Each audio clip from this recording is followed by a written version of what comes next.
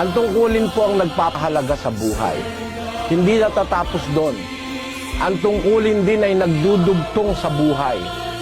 Tandaan nyo mga kapatid, gusto nyong mabuhay ng maayos, makabuluhan, at may kasamang Diyos, yung tungkulin ang laging pinaka-number 1 na consideration. Utang na loob nyo at nagkatungkulin kayo sapagkat magkaka-chance kayong maligtas.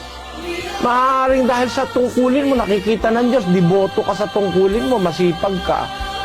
Maaaring pagbawalan niya yung karamdaman dahil nakikita niyang masipag ka, maaktibo ka sa iyong tungkulin. Maaaring pagbawalan niya yung mga masasamang tao na galawin ka dahil meron kang ginagampanan tungkulin.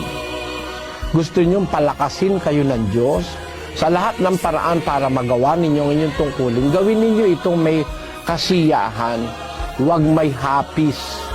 Gawin ninyong hindi parang napipilitan. Enjoy.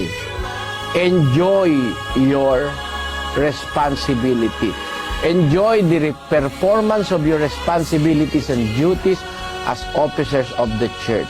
At makikita nyo, totoo ang Diyos sa buhay ninyo, mga kapatid.